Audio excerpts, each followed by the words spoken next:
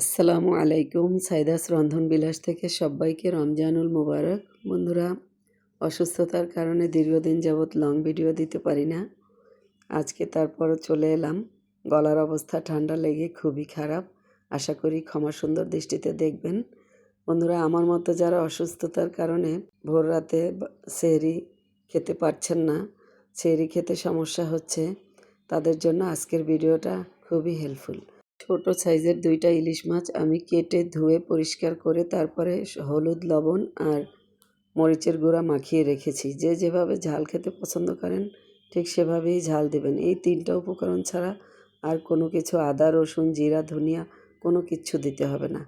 আমি 1 ঘন্টা ম্যারিনেট করে রেখেছিলাম। আপনার হাতে সময় না থাকলে 10 মিনিট ম্যারিনেট করেও এই রেসিপিটা তৈরি করতে পারবেন। আর এই একটা রেসিপি দিয়ে আপনি চাইলে 2টা রেসিপি তৈরি করতে পারবেন এবং 2টাই লোভনীয় রেসিপি। যারা হাজার হাজার টাকা খরচ করে গাড়ি করে মাওয়া ঘাটে যান ইলিশ মাছের লেজ ভর্তা খেতে, তাদের আর এত টাকা খরচ করতে হবে না। ওই মাওয়া ঘাটের লেজ ভর্তার থেকে বাসার এই লেজ ভর্তা অনেক লোভনীয় হয়। তো বন্ধুরা, আমি একদম খাঁটি ঘানি ভাঙা সরিষার তেল দিয়ে মাছটাকে এপিট ওপিট করে, দেখতেই পাচ্ছেন, বারবার করে উল্টিয়ে পাল্টিয়ে ভেজে নিচ্ছি। আর এই অবস্থায় চুলার আঁচটাকে কিন্তু একদম লো মিডিয়াম করে নিতে হবে। অতিরিক্ত যদি চুলার আঁচ বাড়িয়ে নেন তাহলে উপর থেকে মাছটা ভাজা হবে, ভিতরে কাঁচা কাঁচা থেকে যাবে, তাহলে একটা কাঁচা মাছের ফ্লেভার আসবে। তো খুবই ধৈর্য সহকারে মাছটাকে উল্টিয়ে পাল্টিয়ে এভাবে বেশ কিছুক্ষণ ধরে আমি ভেজে নিয়েছি। প্রায় 15 মিনিটের মতো আমার মাছ দুটাকে ভেজে নিতে সময় লেগেছে। তো আজকে কিন্তু আমি মাওয়া ঘাটের ভর্তা করব না। আমার মাওয়া ঘাটের ইলিশের লেজ ভর্তার রেসিপি আমার চ্যানেলে অনেকগুলোই আপলোড দেওয়া আছে এবং নানা রকম ভর্তার রেসিপি আছে। আপনারা চাইলে সেগুলো দেখে নিতে পারেন। তবে আপনাদের এই ভর্তার প্রক্রিয়াটা বলে দিচ্ছি।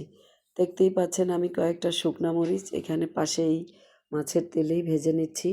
শুকনো মরিচগুলোকে একটু ভেজে নিয়ে সাইড করে রাখবো, তারপরে যাতে করে মরিচগুলো পুড়ে না যায়। তারপর মাছটাকে উঠিয়ে নেব। আর এভাবে মরিচ ভেজে আপনারা কিন্তু এই ইলিশ মাছ ভালোভাবে কাটা বেছে তারপরে ভর্তা করে নিতে পারেন। আর এই ভর্তাটা করার সিস্টেম একদমই সহজ। কাঁচা পেঁয়াজ আর এরকম শুকনা মরিচ ভাজা, আপনি যতটুকু ঝাল পছন্দ করেন ততটুকুই দিবেন, লবণ, আর সাথে দিতে পারেন ধনিয়া পাতা। এগুলো দিয়ে মাছগুলো কাটা বেছে তারপরে ভর্তা করে নেবেন। তবে আজকে আমি সেহরিতে গরম গরম ভাতের সাথে এই মাছ খাবো। আজকে আর ভর্তা করব না, তাই এটাও একটা সুন্দর প্রসেসের মাধ্যমে খাচ্ছি। আমি একটা সার্ভিং ডিশে আগে মাছ দুটোকে তুলে নিচ্ছি, তারপর আপনাদেরকে দেখাচ্ছি। তো আমি বন্ধুরা মাছ দুটোকে তুলে নিয়েছি। এখন আমি বেশ কতগুলো পেঁয়াজ কুচি দিয়ে দিলাম ওই মাছ ভাজা তেলের মধ্যেই। এই পেঁয়াজটাকে আমি পুরোপুরি বেরেস্তা করব না, তবে গোল্ডেন কালার করে ভেজে নেব। আর পেঁয়াজগুলোকে ভেজে তারপরে এই পেঁয়াজ, শুকনা মরিচ এবং মাছ একত্র করে গরম ভাতের সাথে খেতে কিন্তু প্রচণ্ড স্বাদ। তো বন্ধুরা, অল্পের মধ্যে কিন্তু শর্টকাট একটা ভিডিও দিয়ে দিলাম এবং খুবই লোভনীয়। একটার মধ্যে 2টাই পেয়ে গেলেন। আপনাদের কাছে কেমন লেগেছে অবশ্যই কমেন্ট করতে ভুলবেন না। আর যদি ভালো লাগে, আমার চ্যানেলটাকে এখনও যারা সাবস্ক্রাইব করেননি প্লিজ সাবস্ক্রাইব করে নেবেন। আর আশা করি শুরুতেই একটা লাইক করে দিয়েছেন। আর যারা এখনও লাইক করেননি প্লিজ একটা লাইক করে দিবেন। বন্ধুরা, এখন কিন্তু সিজন পরিবর্তন, সবারই ঠান্ডার, কাশি, জ্বর এই সমস্যাগুলো আছে। তাই সবাই সাবধানে থাকার চেষ্টা করবেন, গরম পানি খাওয়ার চেষ্টা করবেন, ফ্রিজের পানি খাবেন না। সবাই ভালো থাকবেন। আজ বিদায় নিচ্ছি। আল্লাহ হাফেজ।